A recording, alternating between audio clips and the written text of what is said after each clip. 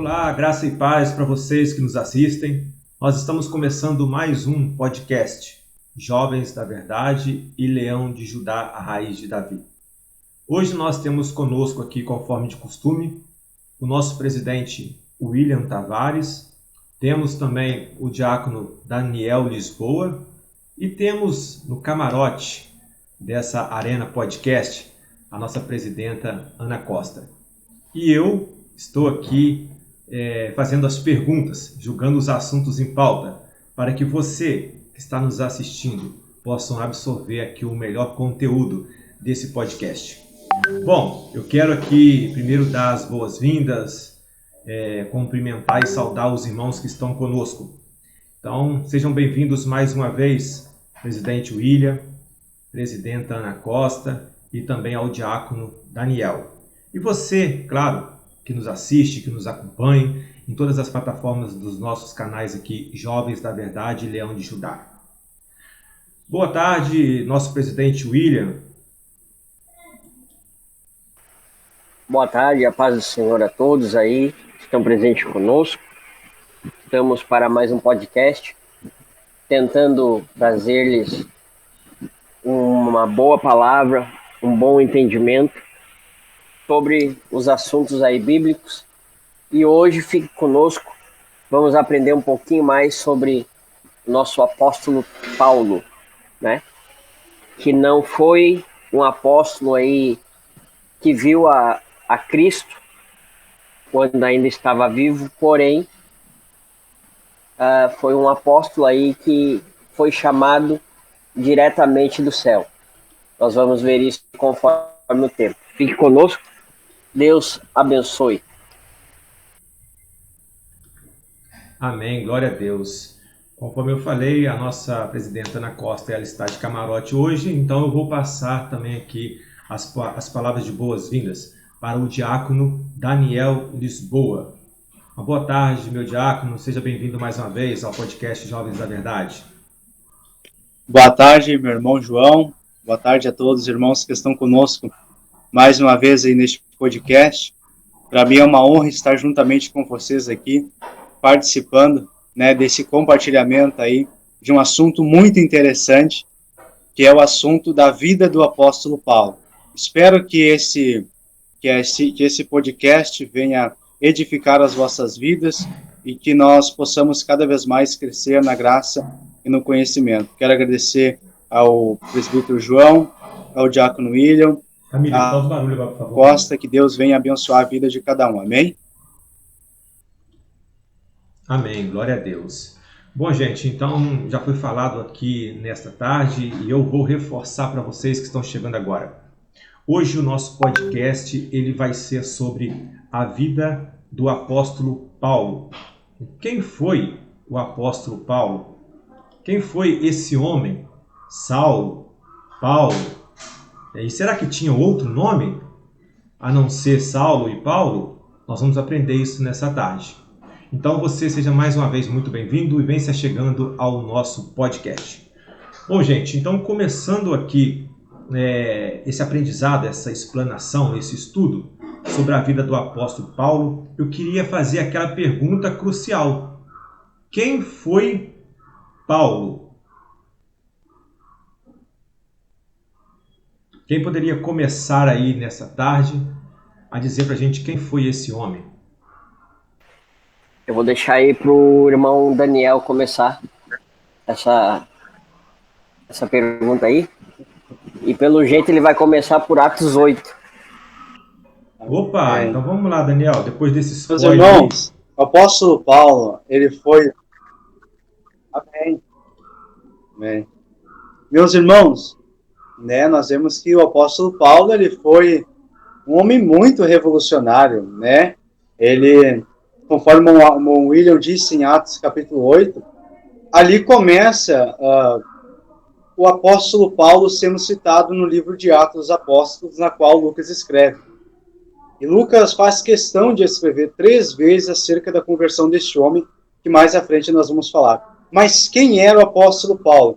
O apóstolo Paulo, ele foi o maior apóstolo do Novo Testamento. O apóstolo Paulo foi o homem que mais escreveu. no Novo Testamento também. O apóstolo Paulo, ele era judeu, ele era cidadão romano, ele aprendeu com Gamaliel, mas quem foi Paulo antes de Jesus? Né? Nós podemos ver, antes da conversão de Paulo, que ele era um perseguidor implacável, ele era um touro indomável, ninguém conseguia domar ele. Ele mesmo, no testemunho dele mesmo, que ele chegava nas igrejas, nas casas, e arrastava homens e mulheres, e pegava essas pessoas cristãs e encerrava elas na prisão.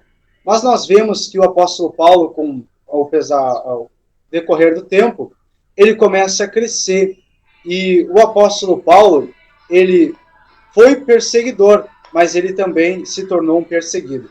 Então, nós vemos que o apóstolo Paulo, ele foi o maior bandeirante e o maior líder do cristianismo. E alguns chegam a dizer que Paulo, ele foi o quinto homem mais influenciável que já pisou na face da terra. É claro que Jesus vem primeiro, depois vem os Césares, entre outros, mas Paulo é considerado aí o quinto homem que mais influenciou o mundo pela sua história, pela sua tradição. Então, o apóstolo Paulo foi um grande homem de Deus.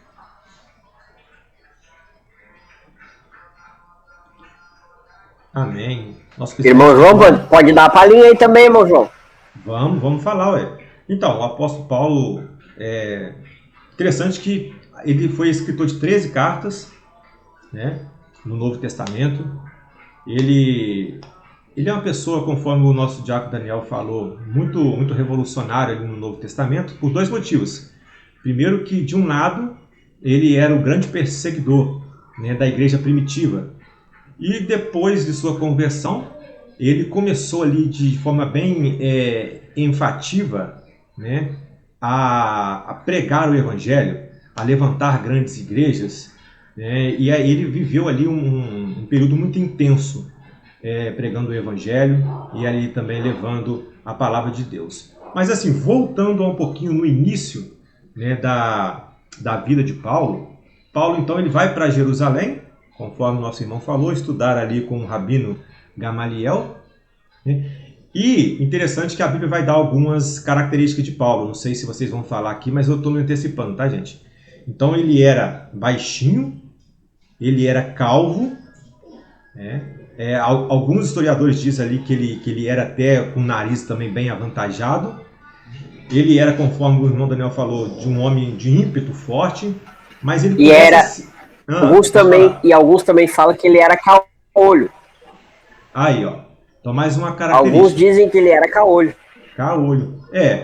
E quando ele começa a estudar então com Gamaliel, ele vai se destacando, é verdade, nos ensinamentos ali das leis.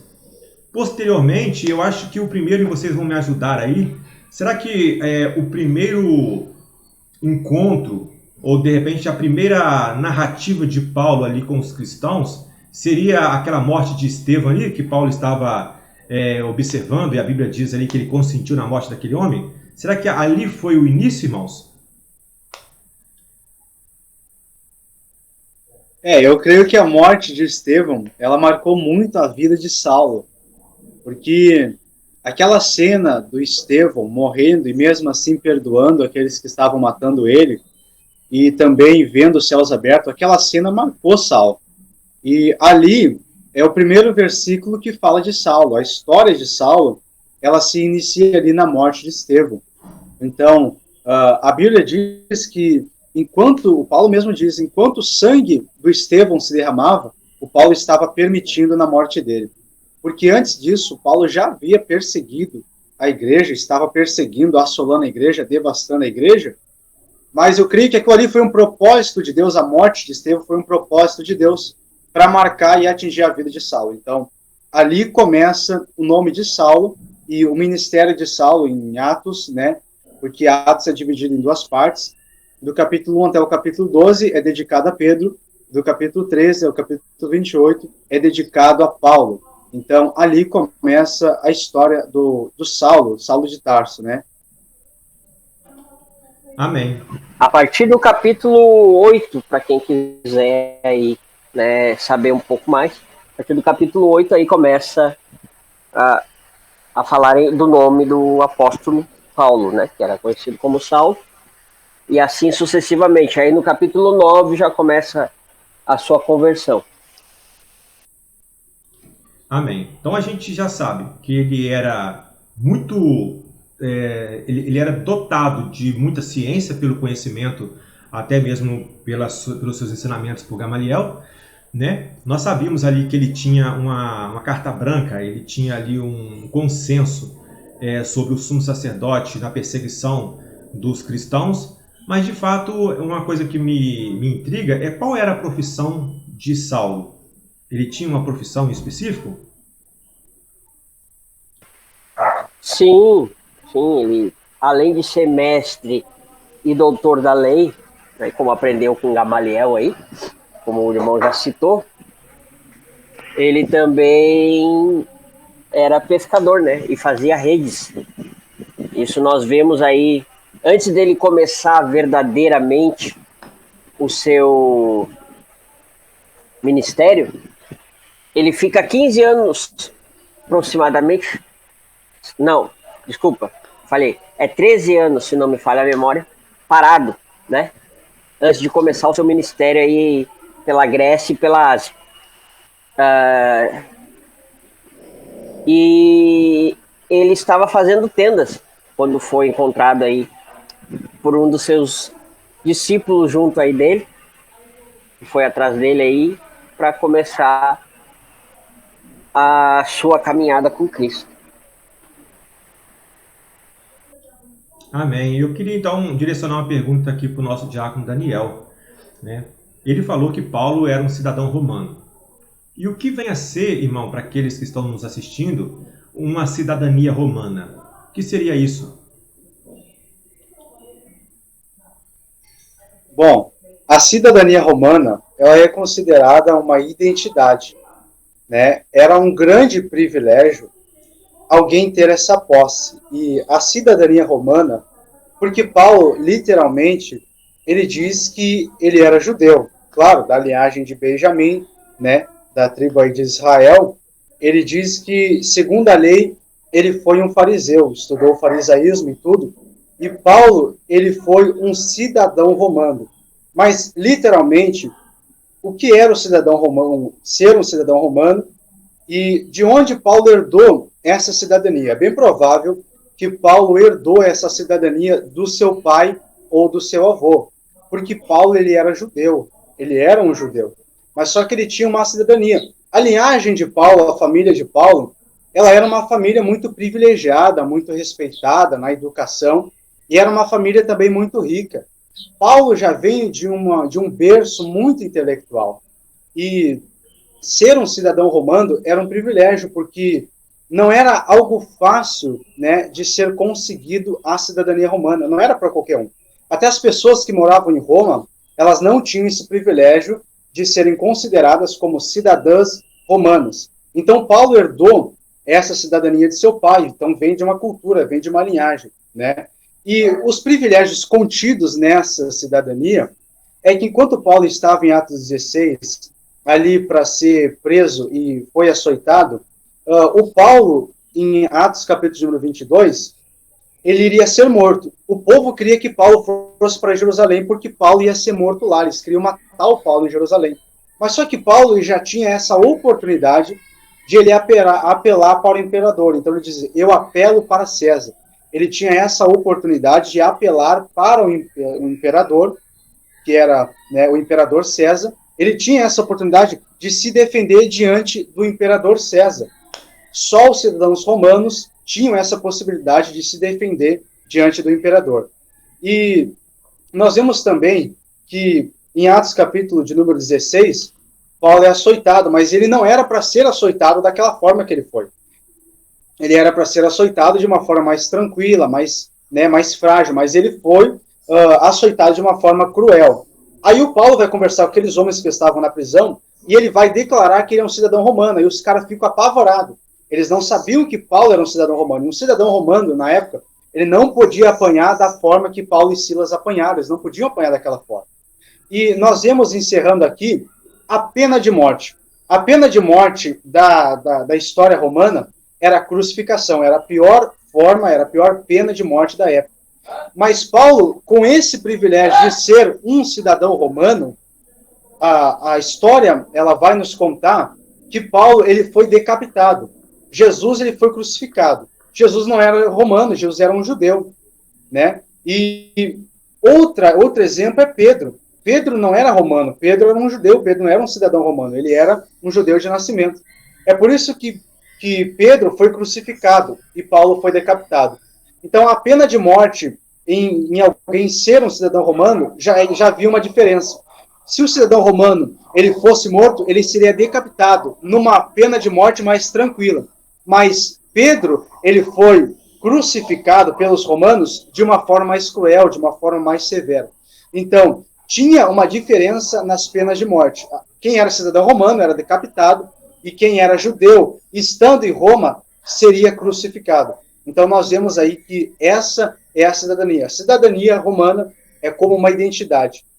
E eu quero encerrar aqui. É como se fosse alguém ser brasileiro e morar nos Estados Unidos. Vamos supor, eu sou brasileiro, mas eu vou morar nos Estados Unidos. A minha naturalidade, a minha identidade é brasileira. Então, Paulo, ele vivia na Judéia, vivia em Jerusalém, mas ele tinha o seu coração direcionado para a cidadania romana. Amém. Bem explicado aí, bem interessante. Mas então nós já vamos evoluindo com Paulo, vamos dizer assim. Então Paulo ele vai para Jerusalém novo, aprende com Gamaliel, né, vem crescendo ali em toda a doutrina, né, e leis, e depois então ele tem ali a carta branca, vamos dizer assim, né, o apoio do sumo sacerdote em perseguição aos cristãos, e ele vem se consente com a morte de Estevão, e nós estamos progredindo, e chega até o exato momento que Paulo então está aquela grande história e aquela passagem de Atos que ele vem a caminho de Damasco. E aí chega naquele exato momento, ele tem um encontro com Jesus. Eu queria que vocês explicassem um pouquinho aí o que Paulo estava fazendo, o que levou Paulo a ir ali para caminho de Damasco. O que aquele homem estava fazendo lá? O que ele ia fazer? Tinha algum propósito? Tinha sim. Como nós vimos aí, vocês dois já falaram, né? Ele era cidadão judeu, né? Aprendeu aos pés do Gamaliel, era o maior ensinador da época. Que hoje aí nós temos vários teólogos e doutores e mestres no Evangelho, assim como Paulo foi depois, né? Nós hoje aprendemos muito com ele. Mas antes disso, Paulo era mestre da lei. Então, Paulo aprendeu que tudo que saísse dos preceitos, dos ensinamentos de Moisés, era uma seita, né? Era uma heresia. Então, ele chega aos governantes e diz que queria uma carta para perseguir aos cristãos, a perseguir aquela seita. Ele chamava de seita porque, como eu acabei de dizer, naquele tempo, tudo que saísse dos mandamentos e das leis de Moisés, escrita, né, como nós já sabemos aí, era chamado de seita. Então ele pediu a carta para ir perseguir os cristãos. E nessa ida em Damasco, diz que uma forte luz aparece na frente dos soldados de Paulo, e ele cai por terra, né? Muitos pregadores aí dizem que ele caiu do cavalo, mas em momento algum a Bíblia cita que ele estava em cima de um cavalo. Até porque se ele tivesse caído numa altura de cima de um cavalo, ele podia ter batido a cabeça, né? E ter fraturado aí o crânio, e a visão que foi mostrada a ele ali, de Cristo no céu, falando com ele, poderiam dizer que era coisa da imaginação dele, porque ele bateu a cabeça. Mas não, ele só caiu mesmo, ele estava indo, caiu, e a voz do céu pergunta: Saulo, Saulo, por que me persegues?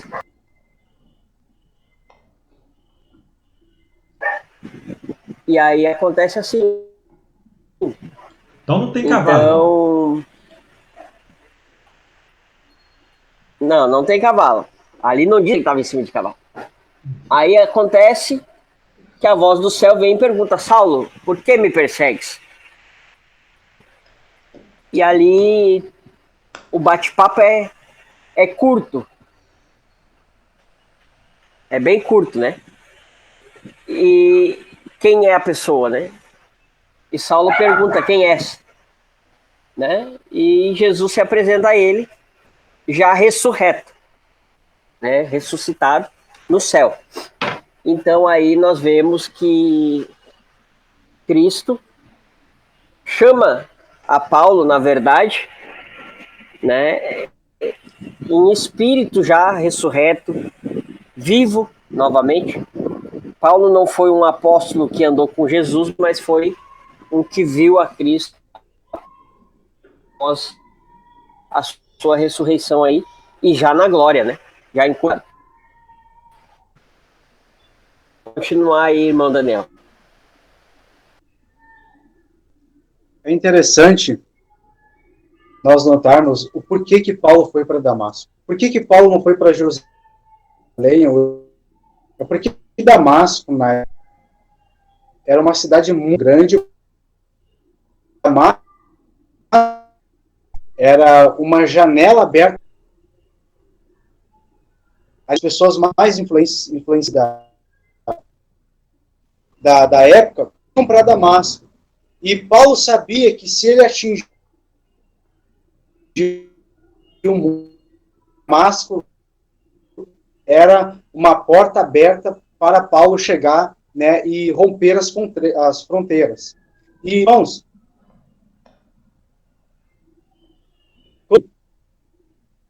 mas Paulo, ele tem um propósito. Porque Damasco era cheio de crente. Quanto a cidade mais grande ali tem mais crente. Você pode ver na cidade de São Paulo tem muitos crentes, e é uma grande metrópole. E Damasco era uma grande metrópole. Então Paulo, ele queria tirar a fonte, né, da onde do celeiro que saiu os cristãos.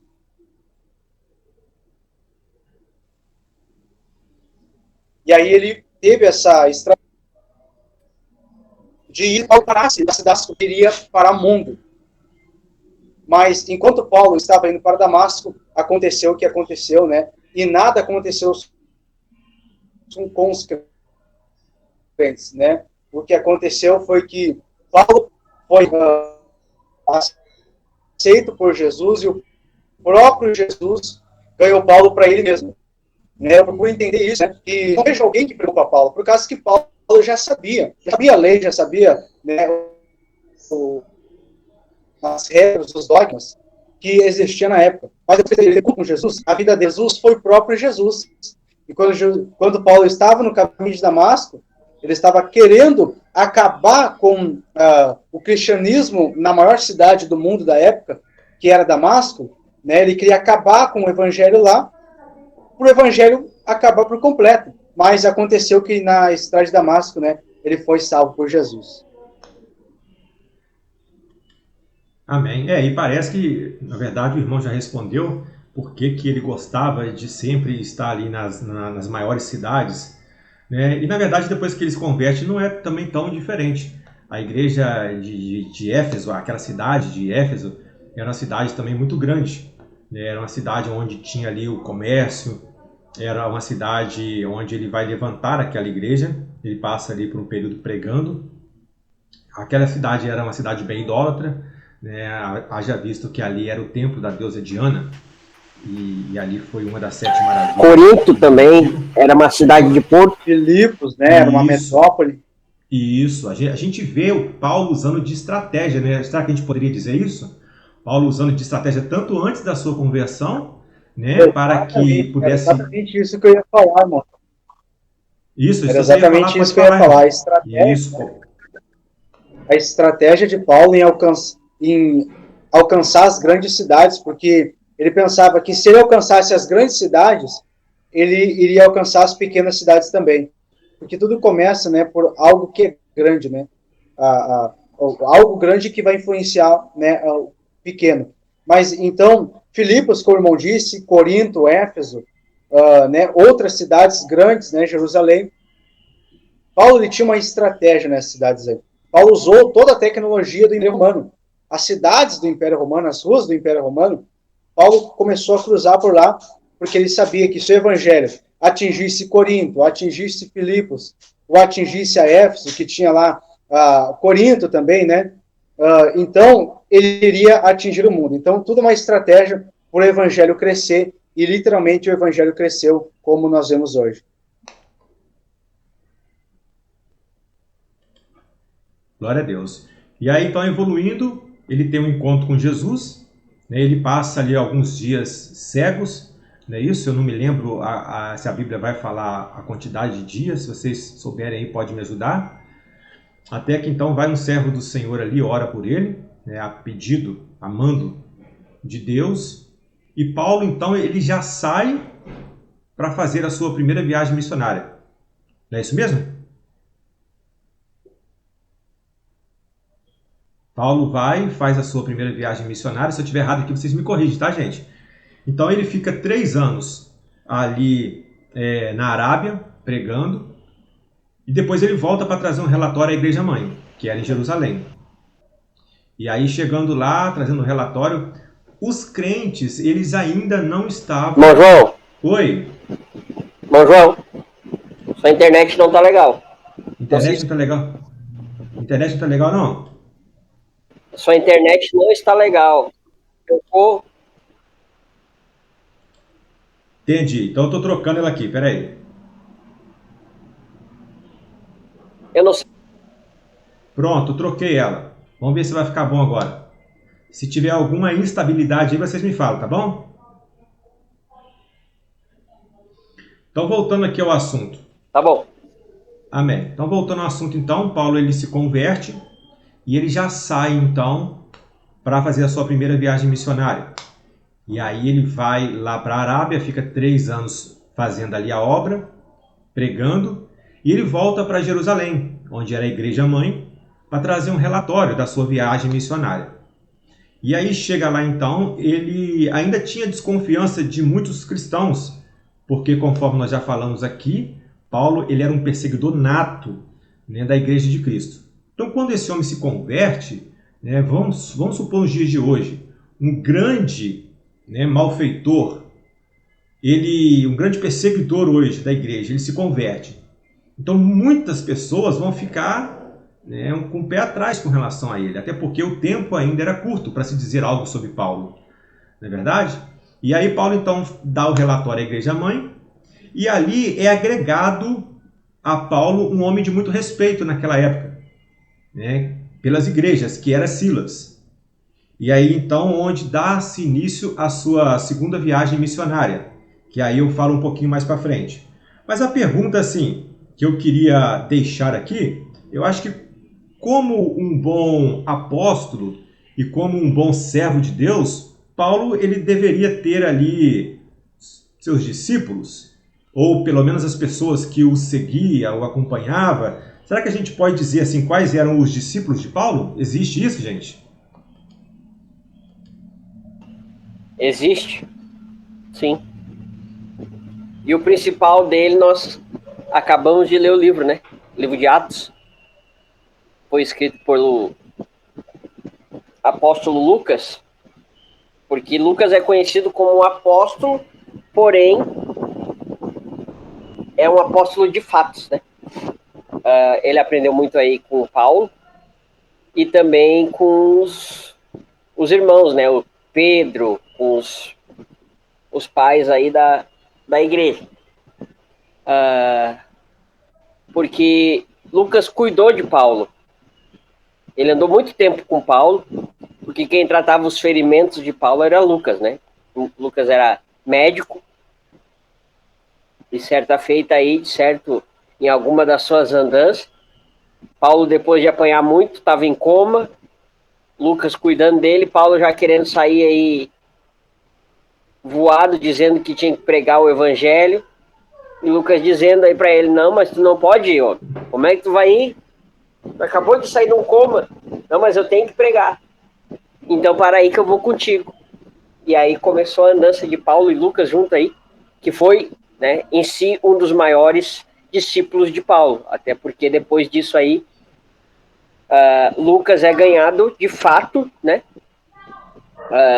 pelas histórias contadas, né, pelas pessoas que viram a Jesus, receberam milagres de Jesus, e pelas histórias ele foi e fez um compilado e montou o seu evangelho aí, que hoje nós temos o evangelho de Lucas, né? Claro, inspirado por Cristo, como nós sabemos aí, mas temos mais, não é assim, irmão Daniel? Exatamente, temos mais, é verdade. Nós vemos que Lucas, né, foi um grande cooperador aí do apóstolo Paulo. O próprio Paulo vai dizer que Lucas, né, um médico amado, ele sauda Lucas, né, em Colossenses capítulo 4, versículo 14, e diz Lucas, o médico amado. Mas nós não vemos somente Lucas, né? Nós vemos aí também que no final do ministério de Paulo, nós vemos que Paulo, ele está escrevendo para Timóteo, mas ele está falando também de Lucas, né? E ele diz que só Lucas estava com ele naquele momento, e ele disse para Timóteo trazer Marcos junto com ele. Então, Paulo queria a equipe dele junto com ele no final da sua carreira, no final do seu ministério. E nós vemos aqui em Atos capítulo 16, versículo de número 13, que diz, no sábado, saímos da cidade para a beira do rio. Nós vemos que Paulo não diz assim, ó, no sábado eu saí, né, da cidade de Filipos para a beira do rio. Não saí da Macedônia para a beira do rio. É o plural. Então, ele tinha mais pessoas com Paulo. Nós vemos Silas, que fez parte da equipe de Paulo, Tito, Timóteo, grandes homens de Deus que estavam juntamente com Paulo, enquanto Paulo estava ministrando aí, né, a palavra de Deus. Então, Paulo, ele tinha uma equipe, então ele diz que eles saíram, é plural, né? Tinha alguém junto com Paulo. Então, a equipe de Paulo era uma equipe muito forte. Enquanto Paulo plantava uma igreja, ele deixava outro cuidando e assim sucessivamente. Então, existia aí vários discípulos do apóstolo Paulo. Amém. Gente, olha, nós já estamos aqui, já passando de 30 minutos. Já se foram meia hora de estudo. E aí, falando especificamente aqui sobre a vida de Paulo, então eu queria aqui fazer uma pausa, eu queria falar um pouquinho dos canais Jovens da Verdade, enquanto vocês aí vão tomando a água, gente, vão se mexendo na cadeira, né, dar aqui um refresco para os nossos convidados de hoje. Então você que está nos assistindo, se você chegou agora, esse é o podcast Jovens da Verdade e hoje nós estamos aqui com a presença do nosso presidente William Tavares e também do diácono Daniel Lisboa. O diácono faz parte ali dos Jovens da Verdade, é integrante do grupo, é um irmão que tem agregado muito, sobretudo também nos nossos podcasts. Então hoje nós estamos falando sobre a vida do apóstolo Paulo. Quem foi esse homem? Qual foi o início da sua vida? E aí nós estamos aqui crescendo junto com Paulo. Nós estamos fazendo uma retrospectiva paulina, né, se é que nós podemos dizer assim. E pegamos bem novinho o apóstolo Paulo, até então Saulo, né, e aí nós fomos evoluindo com ele. O Saulo, ou Paulo, perseguidor da igreja, e a gente está aqui já depois da sua conversão, na primeira viagem missionária, agregando alguns valores aí a esse personagem bíblico. Gente, se vocês não conhecem os Jovens da Verdade e Leão de Judá, nós somos uma família. Nós não gostamos de dizer que somos um grupo, nós somos uma família. A família é aquele que cuida uns dos outros. E você encontra essa característica nos Jovens da Verdade e Leão de Judá. Então nós somos uma família que nós somos criados para abençoar a sua família. Nós temos muitos grupos de WhatsApp, né, que nós trabalhamos ali com muitas áreas das nossas vidas. Então pode te ajudar. Você que está nos ouvindo, está nos assistindo e quer fazer parte dessa família, nós temos disponíveis um grupo de WhatsApp infantil, nós temos um grupo de WhatsApp de adolescentes, nós temos um só de mulheres, Nós temos grupo só de casados, nós temos grupos de SOS, que é um grupo que aquelas pessoas que precisam de uma palavra, né, aquelas pessoas que estão passando por um momento difícil ou uma depressão. Então nós temos um grupo ali para te ajudar. Nós temos também o grupo de Moçambique, que são pessoas da África, muito interessante esse grupo. Nós temos o maior carinho por este grupo. E também nós temos os grupos principais, Jovens da Verdade, Leão de Judá 1, 2 e 3. Nós temos também, irmãos, grupo de novos convertidos, grupos de louvor e adoração.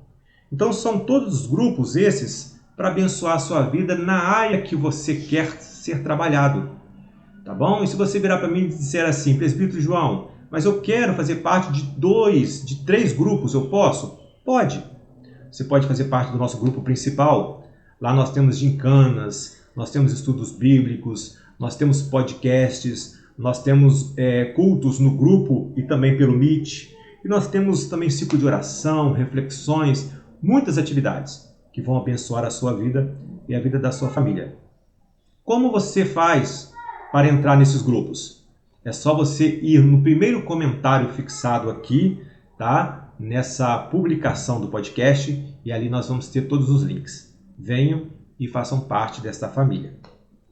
Bom, então retornando aqui agora, nós vamos continuar falando sobre Paulo. E, gente, eu tenho uma dúvida aqui. A gente vê que esse homem foi um homem muito expressivo, né, no meio evangélico, no meio dos cristãos, vamos dizer assim. E ele fez grandes mensagens, né, grandes aparições, mas eu queria perguntar para vocês assim, teria alguma pregação, teria alguma palavra, né, de Paulo que foi realmente impactante no sentido de ficou marcada como a maior, a mais principal palavra de Paulo? Qual teria sido a maior pregação de Paulo? Vai lá, Daniel. Deixa para ti. Amém. A mensagem do Evangelho, ela é muito profunda e ela é uma só. Então, a maior mensagem na qual Paulo ministrou, nós podemos ver na intensividade também, no tempo que Paulo pregou, em Atos 19, quando Paulo prega uma mensagem muito extensa, muito longa, em Atos capítulo 19, né, o Eutico dorme e cai. Mas nós vemos que uma mensagem muito poderosa do apóstolo Paulo, porque quando Paulo foi na cidade de Corinto, ele tinha um assunto só, porque em Corinto há uma diferença muito grande, né, meus irmãos? Que o Paulo fala disso, entre o conhecimento humano, né, a sabedoria dos homens e a sabedoria de Deus. O Paulo viu que na cidade de Corinto, a sabedoria era dos homens. Os homens, né, da época, Sócrates, Platão, Aristóteles, eles tentavam convencer as pessoas, né, com palavras de oratória e retórica do entendimento deles. Aí Paulo vai considerar isso como uma sabedoria de homens. É por isso que ele vai dizer, meus irmãos, quando eu fui ter convosco, eu não fui com sublimidade de palavras de sabedoria humana, mas eu fui com a demonstração do Espírito Santo e do poder de Deus. Então, há uma diferença entre a sabedoria dos homens e a sabedoria de Deus. Paulo, ele viu que os filósofos, porque Paulo era formado em filosofia também, ele viu que os filósofos estavam com uma sabedoria que não era sabedoria divina, mas era sabedoria terrena. Então, ele, cheio do poder de Deus, ele já vem com uma grande mensagem. E essa mensagem, ele vai dizer, se não me engano, acho que no capítulo 4, ou também no capítulo de número 2, ele vai dizer que ele não se preocupou com nada a não ser com um assunto só: Jesus Cristo e este crucificado. Ele disse que chegou em Coríntios e disse assim, meus irmãos, o meu propósito da minha pregação é só Jesus Cristo e este crucificado. Então, o alvo da mensagem de Jesus, a maior mensagem na qual Paulo pregava, era sobre Jesus Cristo, a sabedoria de Deus, o poder de Deus. Amém, aleluia, né? E aqui, aí, né, deixa eu pensar aqui, enquanto o irmão Jacob Daniel estava falando, eu estou pensando aqui. Os irmãos que estão nos assistindo, nos ouvindo, estão falando assim, mas... E não vai fazer aquela pergunta, não? né? Paulo tinha um espinho na carne. Você não vai fazer aquela pergunta do espinho na carne, não? Será que esse podcast não vai subir de nível, não? Né? O presidente William, o diácono Daniel estão muito confortável. Eu digo para você, não. Nós vamos começar agora a subir de nível nesse podcast aqui, gente. Olha só, o espinho na carne, que é um momento tão divulgado, né, ali debatido, o que seria esse espinho na carne, né, o que tem a ver esse espinho na carne, gente? E aí, o que era o espinho na carne de Paulo? O que vocês teriam a dizer sobre isso? Aí vai complicar, porque nem eu sei, ele não diz qual era, né? Nós sabemos que ele pede 3 vezes para que Deus tire esse espinho dele. Mas em momento algum nós vemos qual é o espinho da carne de Paulo. Mas eu creio aí que o diácono Daniel ele tem alguma resposta que nos leve a debater sobre isso aí hoje. Será, irmão? Se o mestre, William, né? Aí é complicado esse assunto, e quem dirá o aluno aqui, né? Mas na minha humilde opinião, meus irmãos, há muitas ideias, né? Mas só que nenhuma dessas ideias é a conclusiva. A gente não pode puxar e dizer que o espinho na carne de Paulo era isso aqui, ó. Paulo estava orando para que Deus afastasse o espinho dele, e o espinho dele era isso aqui. A gente não tem essa conclusão, mas nós vemos que há várias ideias e há várias interpretações. Nós vemos Calvino. O Calvino ele pensava que o espinho na carne de Paulo era tentações espirituais, era uma opressão maligna na qual Paulo tinha. O Lutero já pensava diferente. O Lutero pensava que o espinho na carne de Paulo era a perseguição dos judeus, porque no início do ministério de Paulo, Paulo sempre foi perseguido pelos judeus. Ele já sai de Jerusalém perseguido pelos judeus. Ele chega em Jerusalém perseguido pelos judeus. No decorrer do ministério de Paulo, os judeus querem matar Paulo. Então, há uma perseguição dos judeus contra Paulo.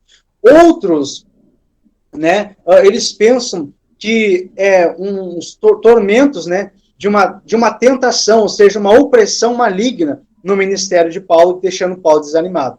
Outros pensam que é uma enfermidade física, mas também aqueles que pensam, e para mim, na minha opinião, é a interpretação correta, que o espinho na carne de Paulo é uma oração não atendida. Porque Paulo ele pede a oração para Cristo, orando para Deus, e diz que ele orou 3 vezes, né, para que o espinho da carne de Paulo se retirasse. Mas Jesus não fez o que Paulo pediu. Jesus não tirou o espinho da carne de Paulo, não. Jesus fez Paulo suportar com aquele espinho que ele estava. Aí eu já pego a história de Jesus. Jesus disse para Deus, afasta de mim esse cálice. Deus ali, né, ele virou as costas para Jesus. Ele não afastou, ele não tirou o cálice de Jesus, o cálice do pecado que estava em Jesus, ele não tirou. Mas nós vemos que Jesus ele pede, mas que seja feita a tua vontade. Então foi uma oração não respondida, na minha opinião. E nisso, o espinho na carne de Paulo, como eu disse que há várias interpretações, para mim, uma oração não atendida, mas eu não posso dizer que essa é a correta. Então, Jesus não tirou o espinho da carne de Paulo, mas Jesus fez Paulo suportar com aquele espinho. Hoje, eu tive uma interpretação que me falaram meio que engraçada, uma interpretação engraçada. Veja só, meus irmãos, eu estava escutando e me falaram, né, que tinha um irmão da Deus e Amor, e ele estava ministrando essa palavra do espinho na carne. E ele pregando que Paulo, orou para o Senhor tirar o espinho da carne dele, mas só que esse irmão Deus amoriano, né, entendimento meio baixo, né, com certeza não tinha uma interpretação correta da Escritura enquanto estava falando, não teve sucesso enquanto ele estava pregando, mas até os irmãos que ouviram ele, os irmãos não concordaram, porque ele disse que o espinho na carne de Paulo era um espinho que tinha debaixo do garrão de Paulo. Né, esse espinho estava debaixo do garrão do Paulo.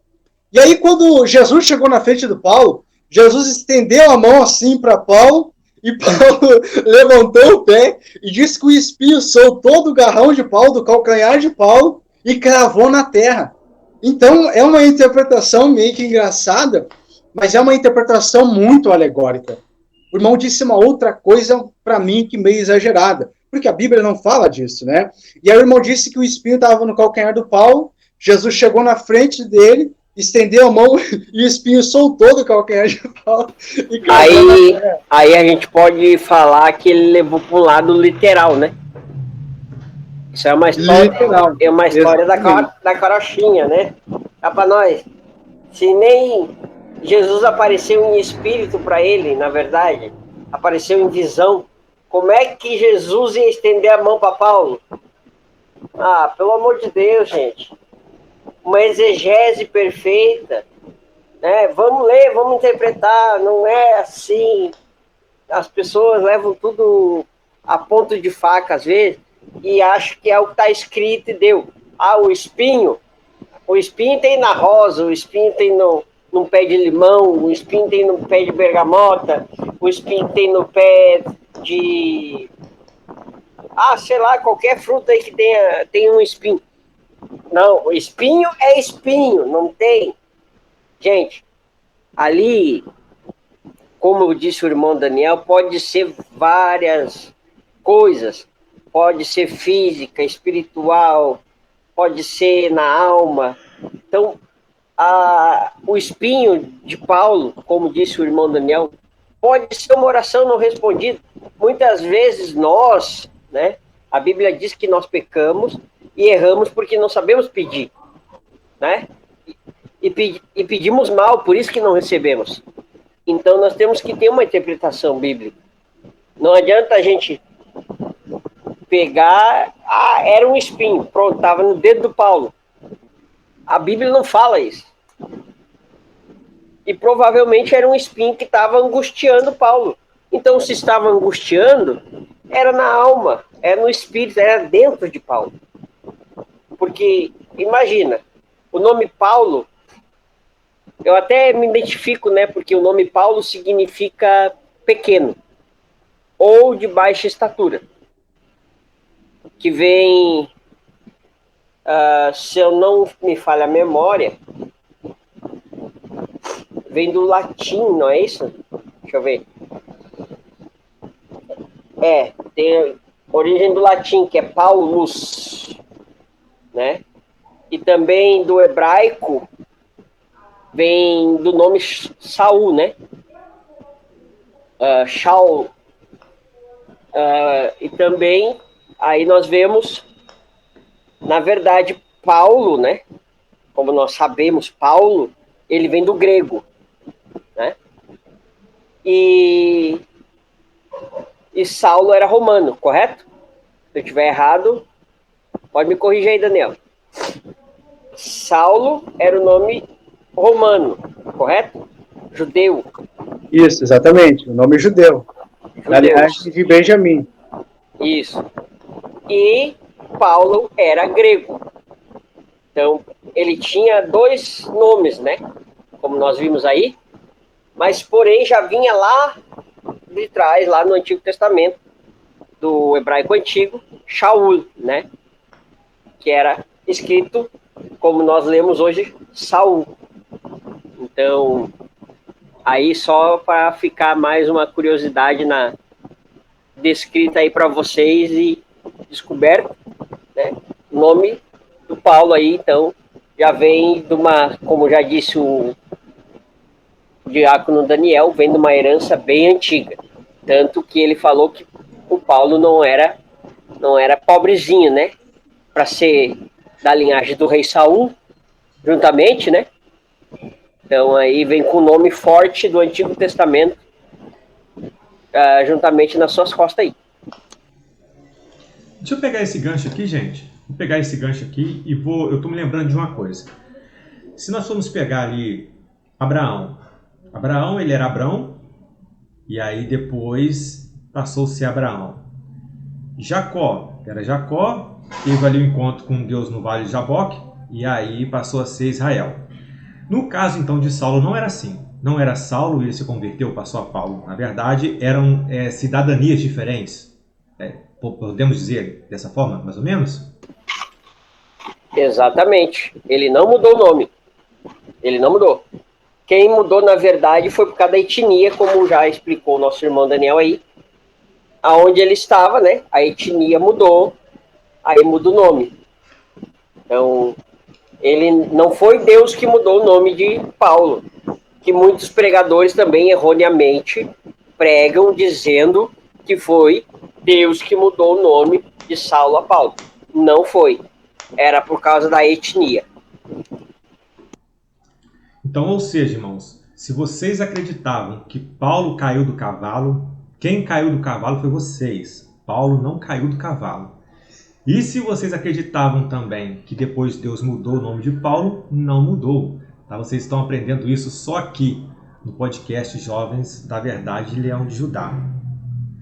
Gente, então deixa eu colocar um pouquinho de pimenta aqui, nessa sopa. A gente vê Paulo... Passou um gadareno aqui de moto. Então a gente vê Paulo, por exemplo, ele dando alguns conselhos, e tem hora que ele até fala assim, olha, não é isso, ele deixa bem claro que é a opinião dele. E tem hora não, tem hora que ele enfatiza que é a palavra. O que eu estou querendo dizer?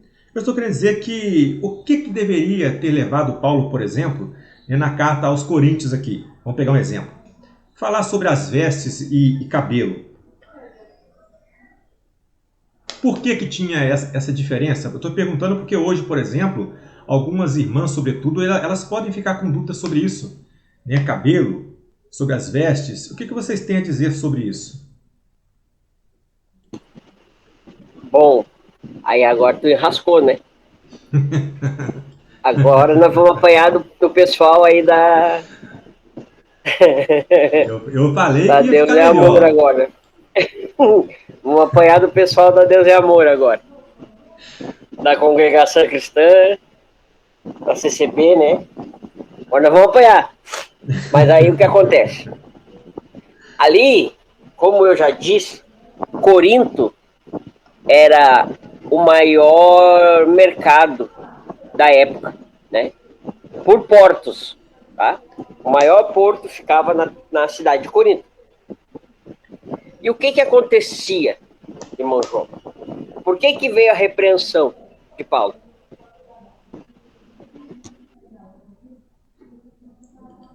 Ih, rapaz, o negócio virou para mim? Desculpa. Não. Ó. O que acontece?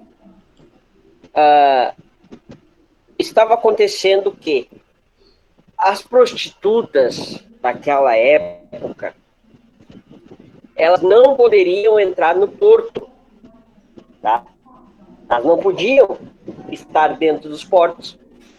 Só que, porém, era o lugar que ela mais tinha lucro. Sabe por quê? Os viajantes, comerciantes, barqueiros, né, de navios e etc., eles ficavam muito tempo longe de suas famílias, tá? Eles ficavam muito tempo no meio do mar, pescando e etc., e em navio mercante. Aí o que acontecia? Porque nós não sabemos o espinho da carne de Paulo, né? Mas sabemos nós que homem aí, dependendo do homem, né, não pode ficar muito tempo sem o coito, né? Sem o ato aí sexual. Tem homens que não se seguram. Aí o que acontecia? Esses marinheiros chegavam no porto, a primeira coisa que eles iam fazer era procurar uma mulher para satisfazer a sua vontade carnal. Então, por isso, as mulheres iam até os portos. As prostitutas, né, iam até os portos. E o que houve naquele tempo? Foi proibido de mulher entrar no porto. E o que aconteceu? As mulheres começaram a se vestir como os homens. Cortar os seus cabelos baixos, igual a cabelo de homem, para que elas pudessem entrar no porto e ali fazer o seu trabalho, né? Que era a prostituição. Paulo, quando ficou sabendo, manda a carta aos Coríntios e diz, vocês mulheres, que são diferenciadas, que fazem parte do corpo de Cristo, vocês não devem cortar os vossos cabelos para se diferenciar das tais que estão cometendo esse ato ilícito perante a Deus. Então, para vocês ficarem diferentes, não podem mais cortar o cabelo. E também, né, se vestir como tais, como se deve, com pudor, com decência. Ele não disse qual era o estilo da roupa. Preste atenção. Ele não falou mulher tem que usar saia e homem tem que usar calça. Não. Até porque lá todo mundo usava túnica. Túnica é um vestido, a gente sabe como é que é. Então não tinha. A diferença era as cores, né? A diferença era as cores. Então, a mulher foi proibida de cortar o seu cabelo por causa disso e se adornar, porque as prostitutas andavam adornadas, geralmente. Então, e que o vosso adorno, né, seja no vosso espírito, com diligência, com decência, com pudor. E ele não fala em momento nenhum como é que elas devem se vestir. Ou calça, ou saia, ou short, seja o que for. Não, ele só diz pudor, decência, disciplina dentro da casa de Deus. Então vocês se vestirão assim. E os homens, da mesma forma, né, se vestirão como homens. Claro, lá era outra cultura, né, irmão? Aqui nós estamos falando de cultura. Então, a cultura no Brasil, gente, é uma. Porque tem muita calça feminina que é muito melhor do que uma saia, um vestido, que hoje em dia nós vemos aí, marcando o corpo e etc. Não estamos aqui para julgar quem usa. Não, nós estamos dando uma direção por dentro da Bíblia. Decência e pudor. É isso que a Bíblia manda. Se você se sente bem botando a roupa que você tem para ir no culto, amém. Desde que você se vista para ir adorar a Deus, cultuar a Deus, né? Você não está indo lá para se sensualizar, ou para ir conseguir um esposo, ou para conseguir um namoradinho, ou para conseguir um ficante. Você está indo na igreja, coloque na sua cabeça, igreja é lugar de adoração e prestar culto a Deus, e não para satisfazer visão humana. Então você está indo para cultuar a Deus. E era isso que Paulo diferenciou. Então, vocês, mulheres, para se diferenciar daquelas que estão cometendo pecados, né, e está ilícito aos olhos do Pai, vocês se vestem nessa maneira aqui. Então, ele está dizendo, decência e pudor. Ele informa, em texto nenhum diz como é uma roupa feminina ou masculina, tá, gente? Porque aqui no Brasil é outra cultura, nós usamos outro tipo de roupa, e se fosse assim, nós ia então, né? Aí não ia. E outra, não é pecado, gente, tá? Botar uma bermuda, um calção que tu tá na tua casa, não é pecado. Você vai pro céu do mesmo jeito. Porque o que salva é a conversão, né? O que convence o homem do pecado é o Espírito Santo. Se fosse assim, o sacrifício de Cristo na cruz estava negado. Se eu for olhar para minha roupa, eu estou negando a Cristo, a morte de Cristo. Primeiro eu tenho que olhar lá a cruz e saber que Jesus não está mais lá porque ele morreu pelos meus pecados, pelas minhas culpas. E botar uma camiseta física como o irmão João está ali e um calção não é pecado, gente. Ninguém está pelado. Entendeu? Então, eu acho que assim, se a gente vai entrar nessa discussão aí...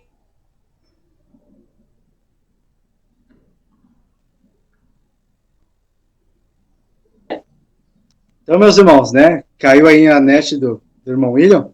Mas assim, ó, Na minha concepção, irmão João, né, concluindo aqui esse assunto que o irmão ele falou, muito bem esclarecido, né, muito bem explicado, esse texto aqui também, que é uma outra dúvida que o povo tem, de as mulheres falar na igreja. Nós vemos aqui no versículo 34, ó, Paulo diz, vossas mulheres estejam em silêncio nas igrejas. O irmão Hílio já falou de cultura das vestes, nós vemos também o uso do véu. Hoje, a Congregação Cristã do Brasil, a CCB, que foi a primeira igreja a ser fundada no Brasil, ela é a igreja considerada a igreja do véu. E, na época, o véu, né, ele era um símbolo de submissão e de honra também da mulher. E, irmãos, nós vemos também que, nesse texto aqui de 1 Coríntios, capítulo de número 14, versículo de número 34, nós vemos que ali é cultura. E naquela época, as mulheres, elas não podiam interromper e atrapalhar o culto que estava sendo realizado. É por isso que Paulo diz, as mulheres devem ficar caladas na igreja. E, então, porque as mulheres, elas eram usadas no ministério que estava em Corinto. A Bíblia vai dizer que as mulheres, elas oravam e elas profetizavam também. Então, elas faziam alguma coisa na casa de Deus, na qual estava em Corinto. Então, nesse texto de 1 Coríntios 14, é o caso de que as mulheres, né, elas ficavam conversando e interrompendo o culto. É por isso que o Paulo diz que as mulheres estejam caladas nas igrejas. Então, já foi esclarecido aí, muito bem explicado pelo irmão Hílio aí, né, esse assunto sobre a mulher falar na igreja e também o uso do véu e das vestes. E encerrando, o uso do véu, as mulheres, elas tinham que sair de casa com o véu. Elas tinham que ficar com o véu, por causa que aquilo ali era uma honra, né, que as mulheres tinham. E o véu, na cultura de Corinto, representava a honradez e modestia da mulher e também submissão ao marido. Então, o uso do véu, ele era usado também para fora. As mulheres caminhavam nas ruas com véu. Isso é tudo cultura. Olha a cultura de hoje. O pessoal que vai na CCB, as mulheres só usam véu quando estão na congregação cristã. Quando sai, porque eu trabalho com um homem que é da CCB. Claro, tem algumas coisas que ele me fala que eu não concordo. Mas eu já visitei a CCB, já fui umas 3, 4 vezes lá. E na hora do culto, as mulheres, antes de chegar na porta, elas já colocam o véu. E lá dentro, elas ficam com o véu até o final. Mas quando elas saem, elas tiram o véu. Então, isso é questão de cultura. Na época de Paulo, tinha que estar com véu na igreja e fora. Hoje, as mulheres da CCB e de outras igrejas que defendem o uso do véu, os costumes, elas só usam o véu dentro da igreja. Mas quando sai, né, o véu é tirado. Então, isso é questão de cultura. Amém. E para você que não sabe o que é CCB, é a Congregação Cristã do Brasil. Não é isso, Giacomo? Ou a conexão do nosso presidente voltou? Congregação Cristã. Isso. Bom, gente, então assim... Voltei, desculpa. Voltou. Caiu aqui. Tá certo, irmão. Então, deixa só eu dar uma evoluída aqui, porque nós estamos chegando ao final desse podcast e vamos também chegar aqui às considerações finais desse grande homem, né, do apóstolo Paulo. Então, aquilo que eu estava falando da primeira viagem missionária, depois aconteceu isso tudo que a gente está falando aqui também na vida dele. E depois, então, ele sai, conforme eu falei, com Silas, né, para a sua segunda viagem missionária. E aí acontece aquele episódio em Troade, e por ali vai, onde eles são presos, acontece aquele terremoto, né, que nós todos ali já ouvimos falar de alguma forma de Atos, onde estavam Paulo e Silas ali. Interessante falar também, gente, que Paulo, ele teve uma prisão, que foi uma prisão religiosa, de cunho religioso, que foi por parte dos judeus, e ali ele consegue sair dessa prisão. E ele teve também a sua segunda prisão, que foi por conta do Império Romano. E ali é onde ele escreve a sua segunda carta de Paulo a Timóteo, por exemplo, que ele vai falar que está preso, que ninguém foi ali assistir, né, no seu interrogatório ali. E aí Paulo, então, ele se encontra preso. Ele sabia que dali ele não sairia vivo mais, porque não era mais de cunho religioso, era de cunho, então, político, era o Império Romano que estava ali, né? Era aquela máquina cruel. Então, ele dá ali alguns conselhos para Timóteo, E a gente tem que guardar isso para as nossas vidas. Quando ele vai falar assim, prega a palavra em tempo ou fora de tempo, porque chegará o tempo em que não suportarão a sã doutrina, como tendo ali comichão, coceira nos ouvidos, eles amontoarão para si mestre conforme ali as suas fábulas. Então ele vai falar assim, olha, mas você permaneça firme, ele falando para Timóteo. E aí depois, mais para frente, ele vai falar do combati um bom combate, completei a carreira e guardei a fé. Ou seja, o exemplo desse homem, a qual em alguns momentos ele diz assim, sede meus imitadores, assim como eu sou de Cristo. Paulo trazia para si a responsabilidade.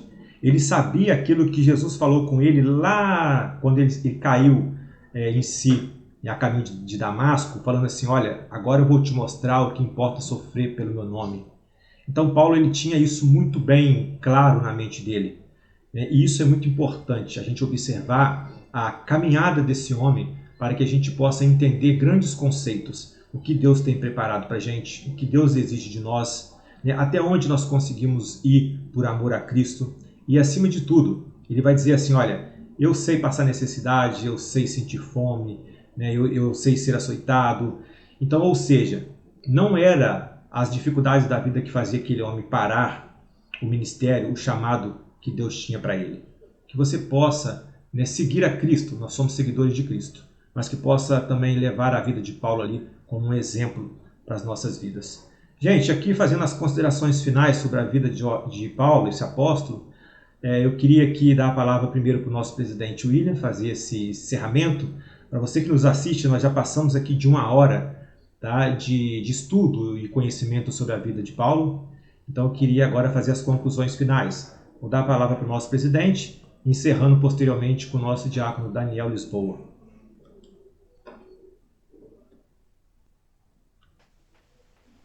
Então, considerações finais aí, que nós possamos olhar, como disse o irmão João aí, para a vida e a santidade de Paulo, né?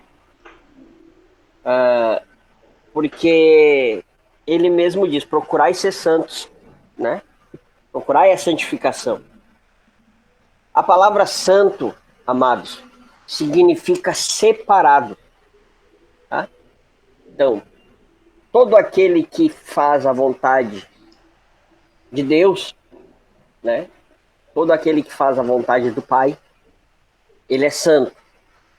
Todo aquele que trabalha na obra do Senhor arduamente, sem querer nada em troca, além da sua salvação, esse é considerado santo. Porque ele é separado para Deus, é isso que significa a palavra santo, separado de Deus ou para a obra de Deus. Então somos santos sim, considerados santos, mas não igual aí a Igreja Romana nos traz os santos aí que nós devemos nos curvar, que são nossos intercessores. Não. O único mediador entre Deus e os homens é Jesus Cristo. Nós enfatizamos aqui em quase todos os podcasts. Nosso intermediador é Jesus Cristo, aquele que foi morto, mas ressuscitou ao terceiro dia. Aquele é o nosso intermediador. E entre Jesus e Deus, nós temos o Espírito Santo, que é o nosso consolador, que leva nossas orações, as nossas intercessões a Deus com gemidos inexprimíveis, porque muitas vezes nós não temos a capacidade de abrir a boca para fazer a nossa oração e muitas vezes só choramos, derramamos a nossa lágrima. Porém, o Espírito Santo, ele vai e intercede por nós. Ele diz, tá aqui a lágrima do teu filho e ele está chorando porque ele passou isso, está passando isso e está passando isso. Nós vemos aí várias descrições que Paulo, orava dentro das prisões, quando ele foi preso junto com Silas, e cantavam louvores. Mas você imagina, você acabou de apanhar, ser açoitado, como disse o irmão Daniel, você acabou de levar açoites, está dentro da prisão, tinha que estar o quê? Chateado. Talvez Paulo e Silas tenham chorado antes, mas aí vem o Espírito Santo e diz assim, não adianta você se lamentar. Você está vivo, então adore, continue adorando, continue glorificando, porque depois disso aqui a vida continua. Não acabou aqui, você teve mais uma chance, porque você não morreu e nem foi morto. Então a palavra deve ser pregada, a palavra deve continuar viva, a palavra deve ser ministrada aos corações. E Deus, através de sua palavra, ele entra dentro do homem e transforma, assim como ele fez na vida de Paulo. Né? Então, você tem a oportunidade. Os Jovens da Verdade está aqui para ajudar vocês. Se você deseja seguir este caminho e você quer ouvir uma palavra abençoada, se você tem a necessidade de aceitar a Cristo, venha junto conosco.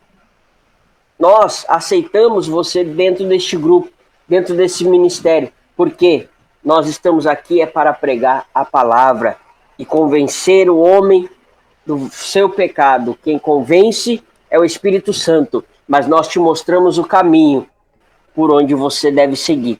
Eu agradeço a grande oportunidade que Deus nos deu aí de estar ensinando mais uma vez, mais um pouquinho desta pequena palavra, pequeno ensinamento aí que nós ganhamos dos nossos mestres, estamos aí direcionando as vidas, porque o caminho, a verdade e a vida é Cristo, né?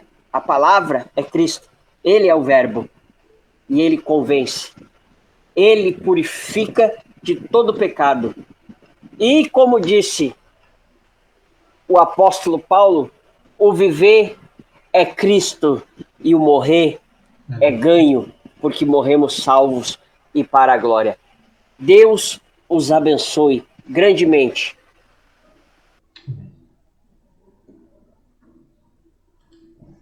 Diácono Daniel, está contigo, irmão. Amém. Eu só tenho que agradecer, né, por esse aprendizado. Eu creio que hoje eu aprendi muito, né, com o diácono William e também o presbítero João. Que Deus abençoe o terceiro podcast na qual estou fazendo. E estou muito feliz de estar participando com vocês aqui neste podcast. Algo maravilhoso aí onde a gente aprende. E assim como ele encerrou com uma mensagem de Paulo, eu quero encerrar aqui com o meu agradecimento, né, que a graça do Senhor Jesus Cristo, o amor de Deus e a comunhão do Espírito Santo seja com todos vós, em nome de Jesus. Amém. Amém. Saudações paulinas aqui, né? Inspirado por Deus. É isso aí, gente. Esse é o podcast Jovens da Verdade, Leão de Judá. É onde você aprende, tá? É onde você aqui passa o tempo. Semana passada nós estávamos aqui e nós ultrapassamos o período de 1 hora. E a nossa presidenta falou assim, nossa, mas já passou? Eu nem vi o tempo passar. É porque quando o conteúdo é interessante, a gente às vezes não vê o tempo passar. E essa é a nossa ideia. É trazer conteúdos relevantes para abençoar a sua vida. Eu quero agradecer demais, tá, ao nosso presidente William Tavares, ao nosso aqui diácono Daniel Lisboa, grande parceiro, e também a vocês que nos assistem, que nos seguem nas redes sociais, que é um parceiro nosso nos grupos que temos aqui, também mais de 500 pessoas compartilhando aqui e também fazendo parte dessa grande família. Você também pode fazer parte.